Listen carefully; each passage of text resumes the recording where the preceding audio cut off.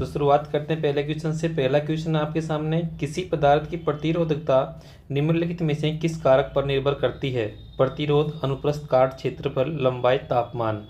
तो किसी भी जो पदार्थ है उसकी जो प्रतिरोधकता है, उस प्रतिरोधकता का जो मान है वो किस कारक पर निर्भर करती है? तो निर्भर करती है तापमान पर। आपका राइट आंसर होगा तापमान।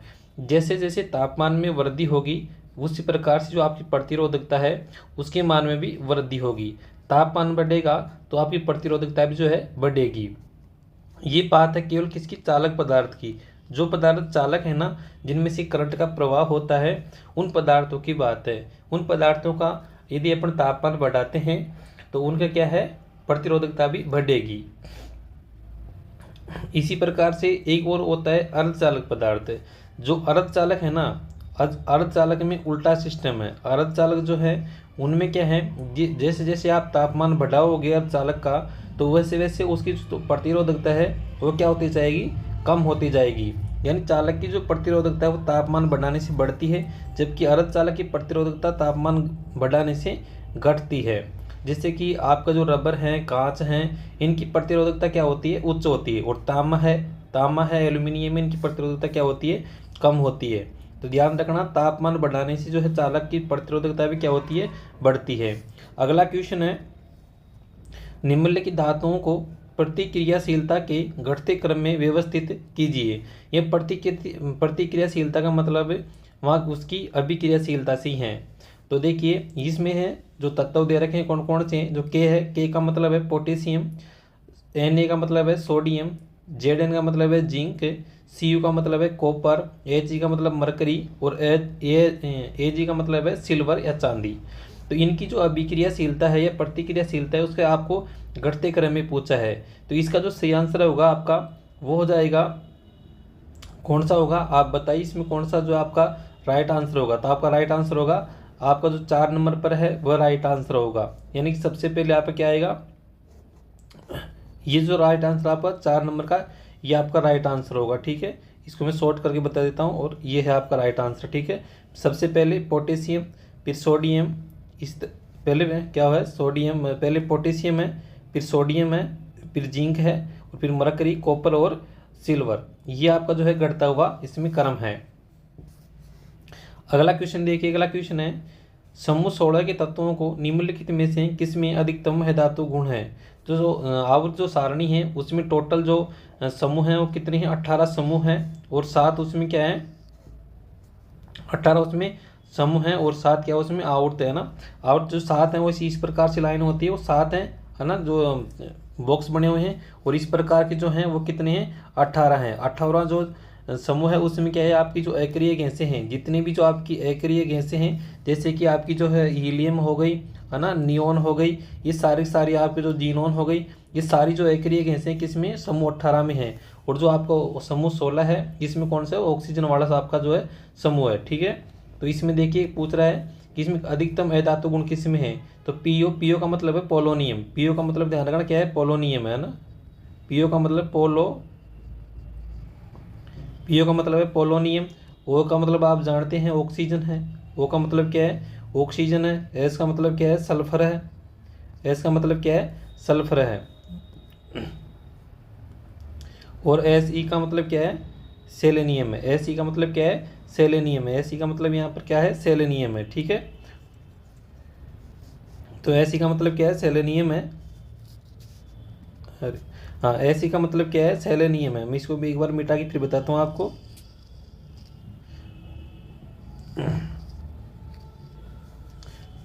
हाँ, एस ई का मतलब है सेलेनियम, पीओ का मतलब है पोलोनियम। तो यहाँ पर अधातु जो सबसे ज़्यादा गुण है वो किस में होंगे? ऑक्सीजन में होंगे, क्योंकि ऑक्सीजन क्या है? गैस है। ऑक्सीजन क्या है? गैस है। और ऑक्सीजन जो है ये कौन सा अणु है? द्विपरमाणुक अणु है। ऑक्सीजन द्विपरमाणुक अणु है। ठीक है, तो इसका आंसर हो जाएगा ऑक्सीजन। अगला क्वेश्चन है, निम्नलिखित में से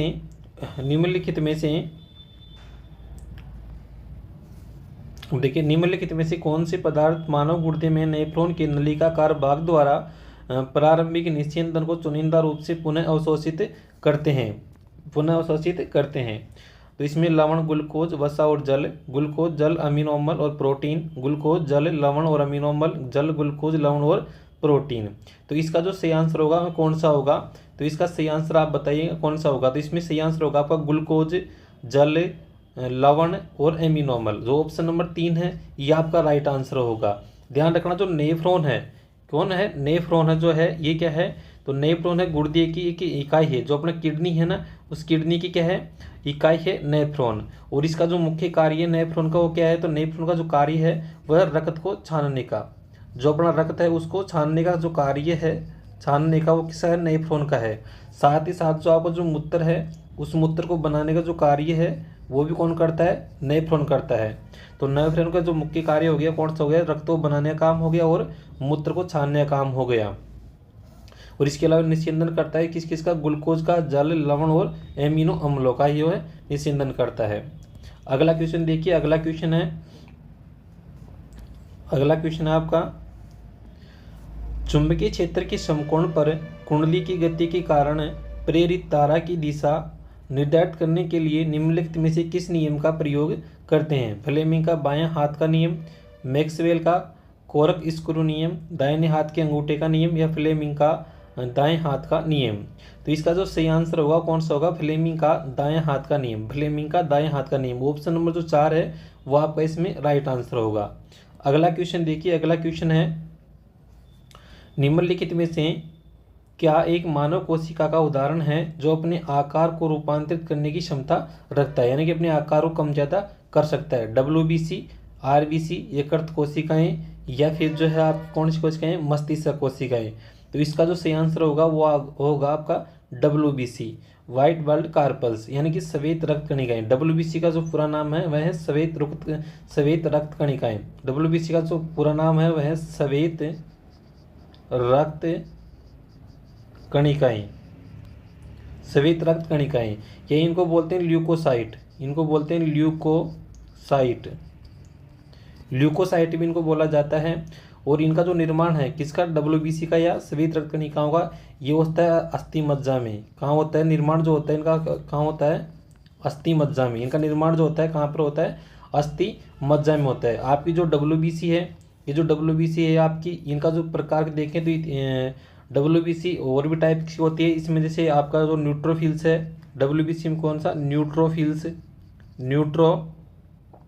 न्यूट्रोफिल हो गया, न्यूट्रोफिल भी एक प्रकार है। एक लिम्फोसाइट है, लिम्फोसाइट भी एक प्रकार है। एक मोनोसाइट है, एक इयोसिनोफिल्स है और एक है बेसोफिल्स है। ठीक है, ये जो है आपके WBC के प्रकार हैं। तो लेकिन ध्यान रखना WBC का निर्माण कहाँ पर होता है, तो WBC का निर्माण कहाँ पर होता है, अस्थि मज्जा में होता है। अगला क्वेश्चन देखिए, अगला क्वेश्चन है, कार के पश्चात दृश्य दर्पण के रूप में उपयोग किए जाने वाले उत्तल दर्पण की फोकस दूरी 2 मीटर है। यदि एक बस दर्पण से 3 मीटर की दूरी पर स्थित है तो उसका प्रतिबिंब कहाँ बनेगा, यह आपका क्वेश्चन है। देखो यह ज्ञात का इस प्रकार जो क्वेश्चन है इसका हल करने ज्ञात करने का सूत्र जो होता है वो होता है 1/f, यानी कि 1/f बराबर 1/v प्लस 1/u। ठीक है, तो यहाँ पर f का मान कितना दे रखा है, 2 दे रखा है, और जो u है इसका मान कितना दे रखा है, 3 दे रखा है। लेकिन u का मान जो है आपको यहाँ पर माइनस में लेना पड़ेगा। ठीक है, यहाँ पर माइनस में लेना पड़ेगा क्योंकि जो ऑब्जेक्ट है वो कहाँ पर है, मिरर के सामने है। तो इसको हल करोगे तो कितना आ जाएगा, 1/2 आ जाएगा, बराबर में आ जाएगा 1/v और माइनस का 1/3। ठीक है, इसको जैसे आप सोल्व करोगे तो आपके पास में 1/v बराबर आ जाएगा 5/6, 5/6 आ जाएगा।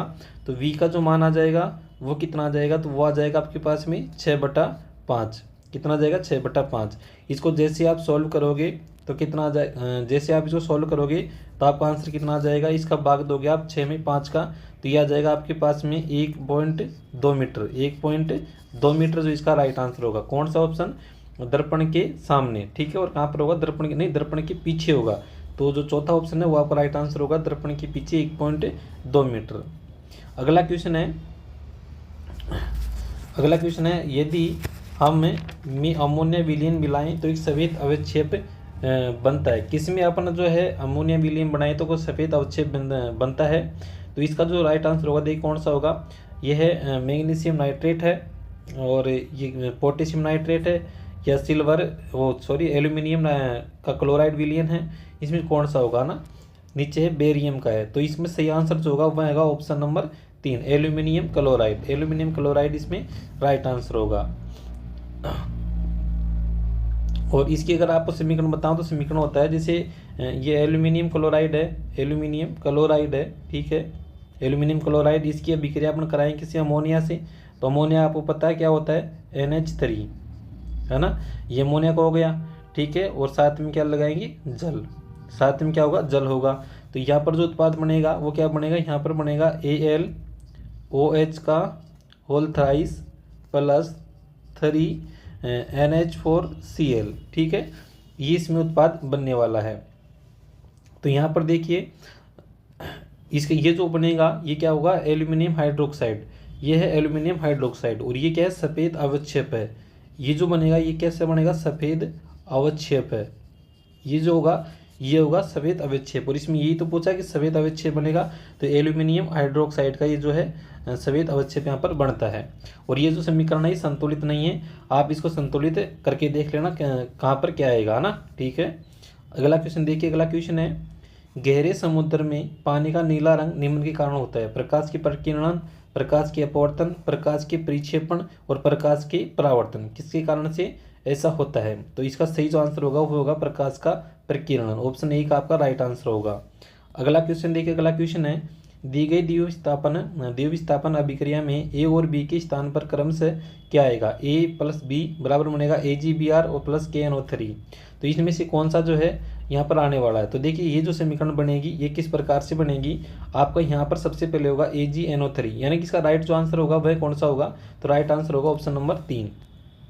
हाँ, ऑप्शन नंबर 3 का राइट आंसर होगा सिल्वर नाइट्रेट और जो आपका है पोटेशियम ब्रोमाइड, इससे ये बनने वाला है। यानी कि इसकी जो समीकरण होगी वह क्या होगी, तो ये समीकरण होगी Ag और साथ में NO3, यानी AgNO3 को बोलते हैं सिल्वर नाइट्रेट, प्लस में आपका बनेगा KBr, और KBr क्या है, तो ये पोटेशियम ब्रोमाइड है। इसकी जैसे आप अभी करवाओगे तो ये क्या बनेगा, तो ये बन जाएगा AgBr बन जाएगा, प्लस में बन जाएगा आपका KNO3, प्लस में बन जाएगा KNO3, और यही तो आपको उत्पाद में यहाँ पर दे रखा था, तो AgBr बन गया प्लस KNO3 बन गया। आपका जो AgBr है, ये AgBr क्या है, ये क्या काम आएगा, Ag जो Br है, ठीक है, अभी मैं आपको बताऊं जो आपका AgBr है ना, AgBr ये क्या काम करता है, ये हल्के पीले रंग का होता है, ये जो है हल्के पीले रंग का होता है, और इसका जो प्रयोग किया जाता है वो फोटोग्राफिक फिल्मों में किया जाता है। आपका जो फोटोग्राफिक जो फिल्में हैं उनमें इसका प्रयोग किया जाता है, इसका AgBr का मतलब है सिल्वर ब्रोमाइड। इसका जो रासायनिक नाम है क्या है, सिल्वर ब्रोमाइड है ना, ध्यान रखना, ये एग्जाम में पूछा जाता है सिल्वर ब्रोमाइड। सिल्वर ब्रोमाइड इसका केमिकल नाम है। दूसरा है अगला आपका जो है, आपका जो अगला है वो देखिए क्या है, ये KNO3, जो KNO3 है ये क्या है, पोटेशियम नाइट्रेट, इसका नाम है पोटेशियम नाइट्रेट। और ये क्या, पोटेशियम नाइट्रेट आपने देखा होगा अपने जो खेतों में खाद देते हैं वही खाद है, इसका प्रयोग किया जाता है उर्वरक के रूप में, है ना, इस रूप में किया जाता है, उर्वरक के रूप में किया जाता है। और दूसरा इसका जो प्रयोग है वो किया जाता है आतिशबाजी में, किस में किया जाता है, आतिशबाजी में, आप जो पटाखे वटाखे छोड़ते हैं उसमें पोटेशियम नाइट्रेट का प्रयोग किया जाता है। तो पोटेशियम नाइट्रेट एक उर्वरक के रूप में भी इसका जो है प्रयोग किया जाता है, ठीक है। अगला क्वेश्चन देखिए, अगला क्वेश्चन है, किस जीव में लिंग आनुवांशिक रूप से निर्धारित नहीं होता है, तितली, शलभ, गोरिया, या फिर जो है आपका कौन सा क्या है, आपका चौथा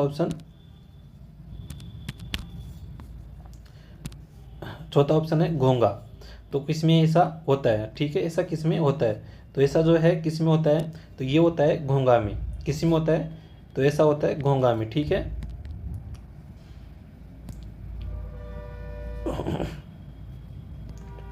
ये क्वेश्चन था, इसका आंसर होगा घोंगा, है ना, घोंगा, जो ऑप्शन नंबर 4 में है घोंगा, इसका राइट आंसर होगा। अगला क्वेश्चन देखिए, निम्न कथनों में से कौन सा गलत है, निम्न कथन जो कथन दे रखे हैं इसमें से कौन सा जो है गलत है, ये आपसे इसमें आपको पूछा गया है। पायलविक अम्ल श्वसन के प्रथम चरण में उत्पन्न होता है, ये आपका राइट है। किण्वन प्रक्रिया के लिए ऑक्सीजन आवश्यक नहीं है, सही, किण्वन ऑक्सीजन की अनुपस्थिति में होता है, ठीक है। अगला, माइटोकॉन्ड्रिया में एसिटिक एसिड को ऑक्सीजन का उपयोग करके तोड़ा जाता है, यहाँ पर ये जो गलत है। और अगला है, श्वसन की प्रथम अवस्था में ग्लूकोज का विघटन होता है, तो चौथा वाला भी सही है लेकिन ये इसमें गलत है, तो ये आपका राइट आंसर हो जाएगा, ठीक है। अगला क्वेश्चन है, रक्षक कोशिकाएं की प्रक्रिया में शामिल नहीं होती है। भोजन का परिवहन, उष्णकटिबंधीय हलचलें और संवेद और प्रसार किसमें जो है शामिल नहीं होते। कौन? रक्षक कोशिकाएं किसमें शामिल नहीं होती, नहीं होती, किसमें किसमें जो है शामिल होती है। रक्षक जो कोशिकाएं होती है वो किसमें शामिल होती है, ये आपसे किस क्वेश्चन में पूछा गया है। ठीक है, तो रक्षक कोशिका किसमें शामिल होती है? संवेदन में, संवेद में शामिल होती है। ये क्या होता है? संवेद क्या होता है? जैसे आपका जो पादप है, ये आपका पेड़ है, इसमें जो जड़ें हैं नीचे भूमि में, और ये आपका पेड़ है। यहाँ पर जो आपकी पत्ती लगी हुई है, इस पत्ती में क्या होता है? तो इस पत्ती में होती है स्टोमच कोशिका। रक्षक जो कोशिकाएं होती है यह क्या पर होती है? इस पत्ती में होती है। इस पत्ती में क्या होती है? रक्षक कोशिकाएं होती है। जो आपकी जो पत्ती है ना, इस पत्ती में क्या होती है? रक्षक कोशिकाएं। इस पत्ती में होती है आपकी रक्षक जो सेल्स होती है वो क्या होती है? पत्ती में होती है। और इनका जो काम होता है वो रंध्र को खोलने और बंद करने का काम होता है। रंध्र जो पत्ती में होता है उनको खोलने और बंद करने का काम किसका होता है? ये जो रक्षक कोशिकाएं होती है इनका काम होता है। तो इस संवेद की प्रक्रिया में शामिल होती है कौन? रक्षक कोशिकाएं। और संवेद प्रक्रिया क्या है कि ये जो आपका पादप है, इस पेड़ की जो जड़ों द्वारा जल अवशोषित होता है, जल जो यहाँ से अवशोषित होता है वो किसके कारण होता है? यहाँ से होता है, और जल यहाँ से जाता है और पत्ती तक जाता है। तो ये जो प्रक्रिया है किसमें सहायक करती है? संवेद जो होता है या रक्षक कोशिकाएं इसमें सहायक होती है। किस प्रकार सहायक होती है? क्योंकि रक्षक कोशिकाएं इनको रंध्रों खोलती है, रंध्रों से वाष्पोत्सर्जन होता है, वाष्पोत्सर्जन से जल बाहर निकलता है, और बाहर निकलता है तो यहाँ से जल का जो खिंचाव होता है, तो जल जो नीचे से अवशोषित होकर पत्तियों तक पहुँचता है। और जल जो है जड़ों से जो पत्तियों तक पहुँचता है वो किसके द्वारा पहुँचता है? जाइलम द्वारा। जाइलम जो उत्तक होता है उसके द्वारा पहुँचता है। एक उत्तक होता है फ्लोएम, एक उत्तक होता है फ्लोएम, उसके द्वारा जो भोजन बनता है पत्तियों में वो पादप के सभी भागों तक पहुँचाया जाता है। तो जाइलम उत्तक द्वारा जो है पादप में जड़ों से जल जो है पत्तियों तक पहुंचता है। तो रक्षक कोशिकाएं क्या काम करती है? संवेद का काम करती है। और संवेद का मतलब यहाँ यही है कि पौधों की जड़ों द्वारा मिट्टी से जो पानी अवशोषित किया जाता है उसी को बोलते हैं संवेद। ठीक है, अगला क्वेश्चन देखिए। अगला क्वेश्चन है, कौन सी एक गर्भ निरोधक तकनीकी गर्भाशय के भीतर शुक्राणुओं के भक्षकाणु क्रिया को बढ़ाती है? तो ये पहला ऑप्शन है कोपरेटी का उपयोग, कंडोम का उपयोग, शल्य चिकित्सा का उपयोग और मौखिक गर्भ निरोधकों का उपयोग। ठीक है, तो ये सब सारे हैं, ये बाहर से ही काम करते हैं। कंडोम वगैरह जो है ये सब बाहर से काम करते हैं, शल्य चिकित्सा अंदर से करती है, लेकिन इसमें नस को काटा जाता है। तो इसका सही जो आंसर होगा वह होगा आपका कोपरेटी। कोपरेटी जो है ये इस क्वेश्चन का राइट आंसर होगा कोपरेटी। कोपरेटी जो है आपकी ये गर्भाशय में रोपित की जाती है। कोपरेटी का प्रकार इस प्रकार से होता है, और ये जो टी बनी होती है, कॉपर यानी कि तांबा की जो टी बनी हुई होती है, टीनुमा संरचना होती है, इसको जो है गर्भाशय में जो आपका इस प्रकार से यूट्रस होता है, इस प्रकार से ये यूट्रस होता है। ठीक है, इस प्रकार से यूट्रस होता है, इस यूट्रस में इसको डाला जाता है, तो टी प्रकार की होती है, तो इस प्रकार से फिट हो जाती है अंदर जा करके। और ये क्या करती है? जो अपने शुक्राणु होते हैं उन शुक्राणुओं को नष्ट करने का काम करती है कोपरेटी। ठीक है, तो इसलिए वहाँ पर गर्भ नहीं ठहरता है। ठीक है, अगला क्वेश्चन है, न्यूलैंड्स के अष्टक में किन दो तत्वों का गुण जो है समान पाए गए थे? तो इसका जो राइट आंसर होगा वो लिथियम और सोडियम। ऑप्शन नंबर 3 जो आपका राइट आंसर होगा लिथियम और सोडियम। अगला क्वेश्चन है, रासायनिक समीकरणों को संतुलित करने की आवश्यकता क्यों है? तो इसका जो राइट आंसर होगा वह कौन सा होगा बताइए? तो इसका जो राइट आंसर होगा वह होगा ऑप्शन नंबर 3 जो आपका राइट आंसर होगा। द्रव्यमान संघर्षण के नियम को संतुष्ट करने के लिए जो है रासायनिक समीकरणों को जो है संतुलित किया जाता है।